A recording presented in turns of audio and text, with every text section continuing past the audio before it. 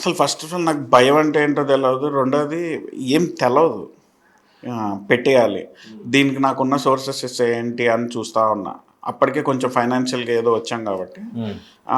ఓ 2 ప్రాపర్టీలు మళ్ళీ అమ్మేశాను నేను. అంటే 10 ఇయర్స్ రన్ చేసిన బిజినెస్ స్టేబుల్ లేకపోయినా స్టేబుల్ ఉంది. కానీ నేను చేసేది తప్పా రాంగా నాకు తెలవదు. బిజినెస్‌లో సంపాదించింది మళ్ళీ తీసుకెళ్ళి బిజినెస్‌లో పెట్టేస్తా. Which is against to regular traditions. Yes. Yes. జనరల్‌గా అందరూ ఏంటంటే ల్యాండ్‌లు కొనుక్కోవటం అది చేస్తూ ఉంటారు. కానీ నాకు దాని మీద ఏం పిచ్చి ఉండదు. ఎందుకంటే నేను చూడని ల్యాండ్‌లా, నేను చూడని ఇల్లులా అనిపిస్తుంది. మినిమం బెంచ్ కొనాలి అని అంటే వానికో 100 కోట్లో 50 కోట్లో అసెట్స్ ఉంటాయి. ఆయన మైండ్ సెట్ చెప్పడానికి ఏం లేదు. మిమ్మల్ని అలా నమ్మి ఆ బండి ఉండదండి. అలాంటిది. అందరూ అట్లా ఉండరు. ఇప్పుడు అందరని జనరేషన్ కాదు. చాలా మీరు మారింది. ఓపెన్ గా చెప్పండి రాకేష్ భాయ్, ఒక హెయిర్ కట్ చాలా మంది ఫ్రెండ్స్ ని మీరు అడగండి, అండ్ నమ్మి నార్మల్ షాప్ కి ఇవ్వడు, తెలిసిన అతనికే ఇస్తాడు. అలాంటిది ఒక వెహికల్ మీకున్న ఎక్స్పీరియన్స్ కి ఎలా స్టార్ట్ అయింది ఇక్కడ జర్నీ? మరి అంటే ఇక్కడంతా క్రీమ్ పీపుల్, అక్కడంతా కరెక్టే. బట్ నేను పెట్టిన స్టోరే అట్రాక్ట్ చేసింది. ఓకే. సో నేను ఇక్కడ 8 మంత్స్ ఏమో కట్టాను దీన్ని. ఇప్పుడు మీరు కూడా మా బయట ఎలివేషన్ అది చూస్తే ఆ, అందరూ నన్ను వచ్చి ఏమడిగారంటే ఇక్కడ ఏమైనా పబ్ పెడుతున్నారా. ఆహా. సో నేను ఆ ఎలివేషన్ కానీ నేను ఖర్చు పెట్టింది. సో ఒక కార్ డెకర్స్కి ఎవరు ఇంత ఈ రోజుకి ఖర్చు పెట్టలేదు. సౌత్ ఇండియాలో ఎక్కడా లేదా. Mine is the biggest store. Exterior కైనా ఇంటీరియర్ కానీ ఇంతెవరు ఖర్చు పెట్టలేదు. సో నేను డేర్ చేసి పెట్టడం వల్ల ఆటోమేటిక్గా store only attracted people. And Jubilee hills has so much of potential for this business. అంటే ఇక్కడ నాలాగా చేసేవాడు లేడు, కానీ కస్టమర్స్ ఉన్నారు. అది నాకు తెలియదు. నేను ప్యాషన్తో వచ్చేసాను. కానీ మనం ఎప్పుడైతే స్టార్ట్ చేసి ఎప్పుడైతే ఇంత పెద్ద ఎత్తున పెట్టామో స్టాక్ కూడా అలానే పెట్టాం. అప్పటిదాకా ట్రెండ్ ఎట్లా నడిచేది అంటే మీకు ఏదైనా కార్కి ఏదైనా ఎల్ఐవీలు కానీ ఏదైనా కావాలి అంటే ఫోటో చూపించేవాళ్ళు, మీరు అడ్వాన్స్ ఇస్తే తెప్పించి ఇచ్చేవాళ్ళు. ఇది జరిగే ట్రెండ్. కానీ దాన్ని మనం బ్రేక్ చేస్తూ అంత స్టాక్ రెడీ పెట్టాం. నాకు వీలైనంత వరకు ఏదైనా డెమో డైరెక్ట్ ఇట్లా వస్తే ఒకటి సెలెక్ట్ చేసుకుని వేసుకునేటట్టు ఈ కల్చర్ని తీసుకొచ్చాను నేను. అట్ ద సేమ్ టైం నాకున్న 15 ఏళ్ళు నాకున్న గుడ్ విల్ వల్ల అందరికీ టైంకి కట్టేసేవాడిని. మాట మీద ఉండి టైంకి కట్టేసాం. సో నాకు ఎంత స్టాక్ కావాలంటే అంత ఇచ్చేవాళ్ళు. దానివల్ల ఇంకోటి ఈ స్టోరు ఎప్పుడైతే ఇంత పెద్దది రావటం వల్ల ఇంకా అన్ని స్టాక్ డిస్ప్లే చేయటం కుదిరింది బాగా. ఇవన్నీ కలిసి అప్పటిదాకా ఇప్పటికీ ఈ రోజుకి కూడా మీకు ఇంత పెద్ద స్టోర్ లేదు Jubilee hills. First of all ఇవాళ అసలు ఇక్కడ పెట్టాలి అంటేనే రెంట్లకి అయిపోతాయి. బయట నుంచి వెళ్ళేటప్పుడు ఫాస్ట్ ట్రాక్ అంటే ఒక షోరూమ్ లాగా అక్కడ ఉంటుంది అనుకున్నాం. లోపలికి వస్తే నేను కూడా అనుకోలేదు, చాలా పెద్దది ఉంది. సో అట్లా ట్రమండస్ రెస్పాన్స్ మంచిగా వచ్చింది ఫస్ట్ డే నుంచి కూడా. ఇంకా వెనక్కి తిరిగి చూడలేదు. కానీ అట్ ద సేమ్ టైం రోజు రోజుకి ఇన్వెస్ట్మెంట్ పెరుగుతుంది, కమిట్మెంట్స్ పెరుగుతున్నాయి, ఎక్స్పెన్సెస్ పెరుగుతూ ఉంటాయి. బ్యాలెన్స్ చేసుకోవడంలో మళ్ళీ ఒక రోజు బిజినెస్ ఉండదు, ఆ రోజు మళ్ళీ తట్టుకోవాలి పేమెంట్స్. సో ఇవంతా ఎట్లా ఉంటుంది, ప్రతిరోజు మీ రొటేషన్ మీదే ఆధారపడి ఉంటుంది.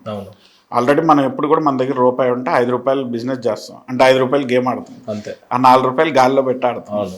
రిస్క్ టేకర్ రిస్క్ చేస్తూ ఉంటాం. కాకపోతే నాది క్యాల్కులేటివ్ రిస్క్. మళ్ళీ ఇక్కడ కూడా నేను 2-3 టైప్స్ మనుషులు ఉండొచ్చు.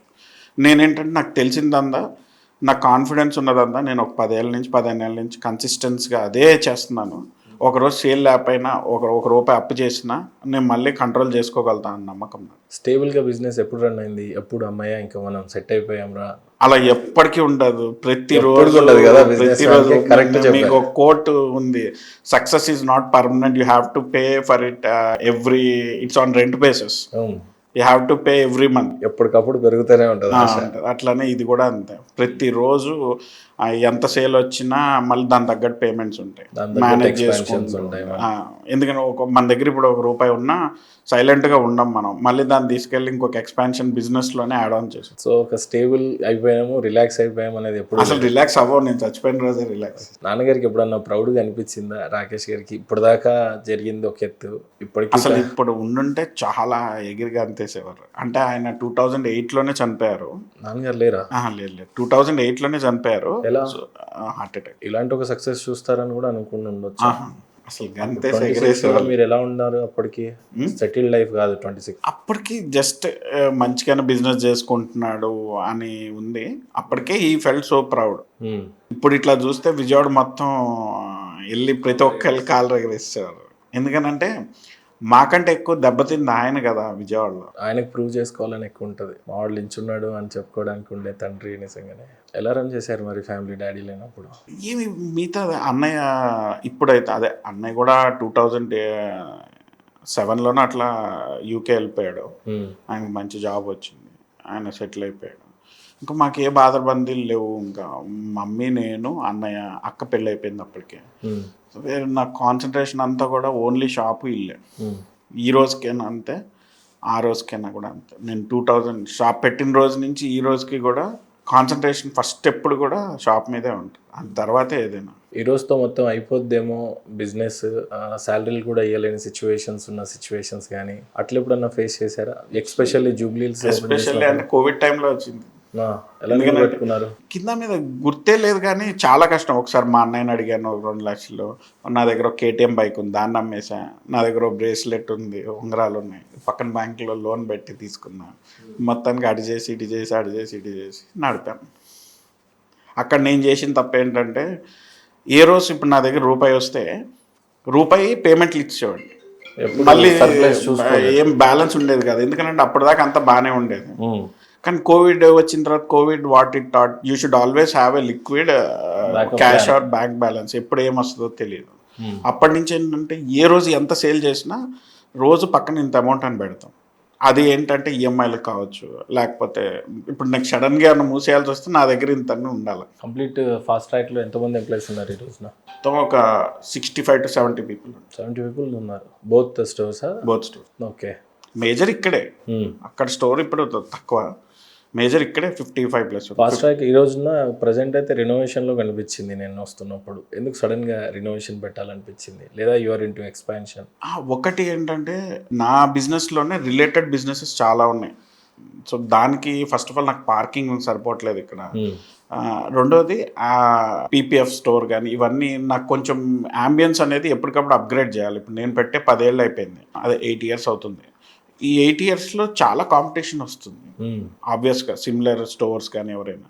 నేను ఎప్పుడు కూడా నాదే టాప్ ఉండాలనుకుంటాను నా ఫీల్డ్లో. మీకు 100 కోట్లు ఉండొచ్చు, 1000 కోట్లు ఉండొచ్చు, నాకు సంబంధం లేదు. నా ఫీల్డ్లో మాత్రం నేనే టాప్ ఉండాలనుకుంటాను.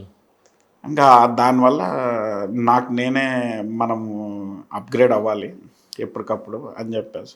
కాంపిటీటర్ అనాలిసిస్ చేస్తూనే ఉంటారా ఎప్పటికప్పుడు? చాలా ఉన్నారా కాంపిటీటర్స్ ఉన్నారా మార్కెట్లో జూబ్లీహిల్స్లో? అంత పాజిటివ్గా తీసుకుంటాను నేను, బట్ అనాలిసిస్ చేస్తూనే ఉంటాను. ఎవరిని అనాలిసిస్ చేస్తాం మనం? మనకంటే బాగా చేస్తాడు, లేకపోతే మన ఇన్స్పైరింగ్ చేస్తా అన్నోడనే పట్టించుకుంటా. మిగతా వాళ్ళని జస్ట్ చూస్తాను అంతేగాని ఏం పెద్ద పట్టించుకుంటాను. చాలామంది యంగ్స్టర్స్ స్టార్టప్ కష్టాలు పడుతూనే ఉంటారు. ఈరోజు మీరు చెప్పిన కష్టాలు కూడా ఆ రకంగానే ఉన్నాయి. చాలామంది రిస్క్ తీసుకునే వాళ్ళు కూడా చాలామంది ఉన్నారు. సపోజ్ గూగుల్, మైక్రోసాఫ్ట్ లాంటి కంపెనీస్లో 6 lakhs, 10 lakhs, 1 crore ప్యాకేజ్ తీసుకునే వాళ్ళు కూడా ఉన్నారు. Still they haven't started any business at. అలాంటి వాళ్ళకి మీరు ఏం చెప్తారు? ఈ బిజినెస్లు చేయటం అందరి వల్ల కాదండి ఫర్ షూర్. ఎందుకనంటే నేను ఈ రోజు కూడా నేను ఒక పండగ చేసుకోను, ఒక సెలవు ఉండదు నాకు. ఏ రోజు నేను షాప్ మాను. 365 days డైలీ 15 hours, 16 hours నేను కష్టపడతా. హార్డ్లీ 6 hours నేను పండుకుంటాను. నేను లేసేది కూడా 4:30కి 5కి, పండుకునేది 9, 10:30, మ్యాక్స్ 10:30 కల్లా పండుకుంటాను. సో రోజంతా 365 days షాపు అని ఎలాడుతూ ఉంటా. ఇది ఇవాళ అందరితో కష్టం కదా. ఇన్ని కష్టాలు పడి టైం లేకుండా నిద్ర లేకుండా ఉంటున్నప్పుడు దీన్ని సక్సెస్గా తీసుకుంటారా, ఫెయిల్యూర్గా తీసుకుంటారా, లేకపోతే ఇంకా మీలో అసలు నాకు ఇందులోనే హ్యాపీనెస్ వస్తుంది. నిద్ర లేని రాత్రుల్లో ఏదైనా హాయిగా నేను 10:30కి పండుకుంటే ఇంక శవం అయిపోతాను. అంటే అసలు ఎందుకనంటే I abuse my body like anything. 2 times జిమ్కి వెళ్తా. రోజంతా మెంటల్ ప్రెషర్ చాలా ఉంటుంది. ఎందుకని ఇప్పుడు ఈ కస్టమర్స్ని మాట్లాడటం కానీ, లేకపోతే వర్క్స్ హ్యాండిల్ చేయటం కానీ, పేమెంట్ టెన్షన్స్ కానీ. సో 10 అయ్యేసరికి నాకు ఏం ఆలోచన ఉండదు, నిద్ర వచ్చేస్తుంది. మళ్ళీ 4:30 కల్లా నాకు అలవాటు లెగవటం. ఈ 4:30కి కూడా దానికి ఒక కారణం ఉంది. ఒకప్పుడు టెన్షన్లతో నిద్ర పట్టేది కాదు. టెన్షన్లు అంటే ఏంటి?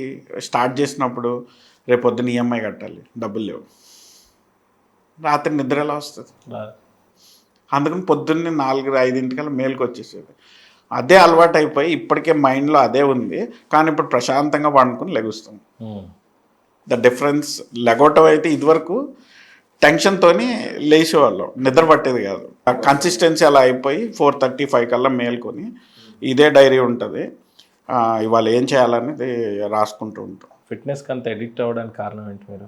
చాలా కాన్ఫిడెన్స్ వస్తుందండి. నిజంగానే చాలా ఇబ్బంది పెడుతుంటారు మీ బాడీని మీరు. నిజంగా చాలా ఇబ్బంది abuse కాదు, చేస్తూనే ఉంటారు. ఎంత కాన్ఫిడెన్స్ వస్తుందంటే ఇప్పుడు జిమ్ కోచ్ కూడా మిమ్మల్ని ఒక పక్క నుంచి మీరు యాప్స్ వర్కౌట్ చేస్తూనే ఉంటారు, ఆయన బాక్సింగ్ గ్లౌస్తో మిమ్మల్ని పని చేస్తూనే ఉంటాడు. సరిపోక కాదు, ఇంకెంత అంటే ఇస్తారు బాడీ? డైలీ ఇది ఎట్లా ఉంటుంది అంటే రోజుకు ఒక డిఫరెంట్ వెరైటీ ఆఫ్ ఏదో ఒక యాక్టివిటీ చేయాలనిపిస్తుంది. అండ్ అది అందరు కూడా కొట్టించుకోలేరు అట్లాగా. దానికి చాలా మీ కోర్ అనేది చాలా అలవాటు ఉండాలి, అంత ఈజీ కాదు అది. బట్ మాకు అదే రోజు ఇంకా ఏదైనా కొత్తది చేయాలి, ఇంకా ఏదైనా కొత్తది చేయాలి అన్నట్టు ఉంటుంది. సరిపోవట్లేదు ఆ బాడీకి అప్పుడు. ఇప్పటికీ నేనే బెస్ట్ ఉండాలని ఉంటుంది నాకు, అది బాగా ఎక్కువ. నేను నా బిజినెస్లో నేనే టాప్ ఉండాలి, నేను వెళ్ళిన జిమ్లో నాదే బెస్ట్ బాడీ ఉండాలి, నేను ఎక్కడికి వెళ్ళినా నాదే పెద్ద కార్ ఉండాలి, పెద్ద car in the sense best car ఉండాలి, or one of the best. So ఎక్కడికి వెళ్ళినా ఏం చేసినా నేను one of the best or the best ఉండాలని కోరుకుంటాను.